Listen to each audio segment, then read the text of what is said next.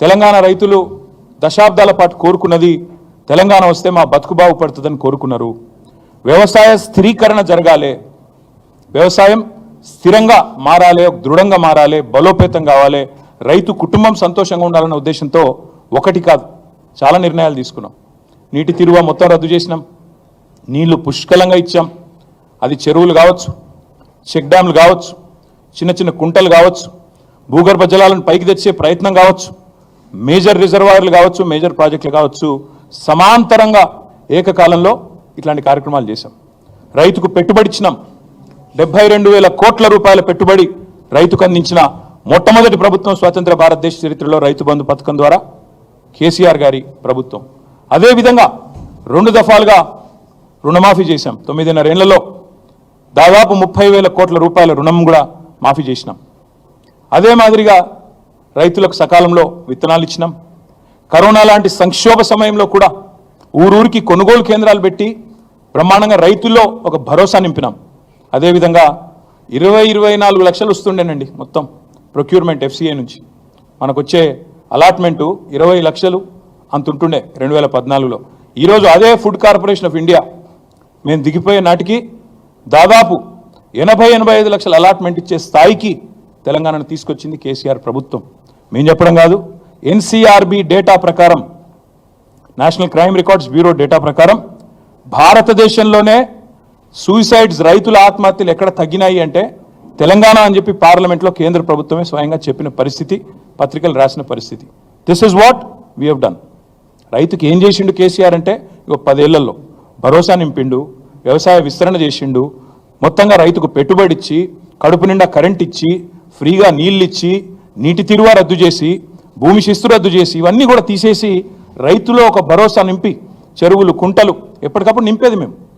ఒక పద్ధతి ప్రకారం, ఒక వ్యూహం ప్రకారం వ్యవసాయ స్థిరీకరణ వైపు మరి ముందుకు పోయినాం. కాబట్టే ఇలా తెలంగాణ రైతు మేము దిగిపోయినాడు బాగుండే.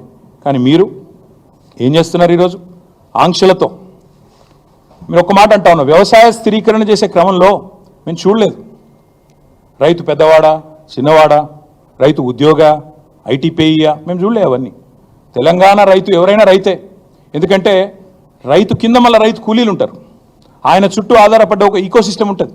వాళ్ళందరూ బాగుండాలంటే చిన్న పెద్ద అని కటింగ్లు పెట్టాలి, కొర్రీలు పెట్టాలి, ఆంక్షలు పెట్టాలని మేము చూడకుండా రైతును రైతుగా చూసి వ్యవసాయ స్థిరీకరణనే లక్ష్యంగా మేము ముందుకు పోయినాం. కాబట్టే తెలంగాణ ఈరోజు పంజాబ్ను, హర్యానాను తలదని వ్యవసాయంలో, వరిధాన్యం ఉత్పత్తిలో భారతదేశంలో అగ్రభాగాన్ని ఉన్నది. కానీ మీరు ఇవాళ పూటకో మాట, రోజుకొక కొత్త ఆంక్ష. మీ మంత్రివర్గ సహచరులే చెప్తున్నారు కదా, ముఖ్యమంత్రి అసలు 100% రుణమాఫీ కాలేదు, ఇది బోగస్ అని చెప్తున్నారు. ఒకరోజేమో విచిత్రమైన మాటలు. మీకు ఒక చిన్న ఎగ్జాంపుల్ చెప్తాను. ఎన్ని విచిత్రమైన మాటలు అంటే 17,14 మందికి రుణమాఫీ కాలేదని ఒకరోజు అంటారు, 30 లక్షల మందికి కాలేదని రైతులు చెప్తా ఉన్నారు. అందుకే మేము క్షేత్రస్థాయిలో కూడా పరిశీలనకు పోయినాం. లాస్ట్ ప్రెస్ మీటింగ్లో మీకు చెప్పాను, కొడంగల్ నుంచే ప్రారంభిస్తామని చెప్పాను. నేను కొడంగల్ డేటా మొత్తం తెచ్చిన. కొడంగల్లో ఒక మండలి చెప్తాను, మీరు కూడా బోర్ కావద్దు, మొత్తం డేటా ఇస్తా చూసుకోండి. కోస్గి అని ఒక మండలం ఉంటుంది, ఇప్పుడు అందులోకెళ్ళి ఇంకో మండలం కూడా ఏర్పాటు చేసింది. కోస్గి ఉమ్మడి మండలం, గుండుమాల్ మండలం అని ఇంకోటి అందులోనే మా ప్రభుత్వం ఉన్నప్పుడే ఏర్పాటు చేసినాం. కోస్గి అనే మండలం ఒక ఎగ్జాంపుల్ చెప్తాను నేను మీకు, దాన్ని బట్టి మీరు అర్థం చేసుకోవచ్చు. ముఖ్యమంత్రి సొంత నియోజకవర్గం పరిస్థితి. కోస్గి ఉమ్మడి మండలంలో మొత్తం 4 బ్యాంకులు ఉన్నాయండి, 5. 2 SBI బ్రాంచ్లు ఉన్నాయి, 2 తెలంగాణ గ్రామీణ వికాస బ్యాంకులు ఉన్నాయి, అదేవిధంగా 1 Mahabubnagar DCC bank single window, మొత్తం 5 బ్యాంకులు. ఈ 5 బ్యాంకుల్లో మొత్తం కలిపి ఉన్న ఖాతాలు ఎంత అంటే 20,239. 20,239. 3 విడతలుగా ముఖ్యమంత్రి నియోజకవర్గంలో ఈ కోస్గి మండలంలో ఇప్పటివరకు ఎంతమందికి రుణమాఫీ అయింది అంటే, అది కూడా పాక్షికంగానే అయింది, మొత్తం కాలే, 8,527 మందికి మాత్రమే అయింది.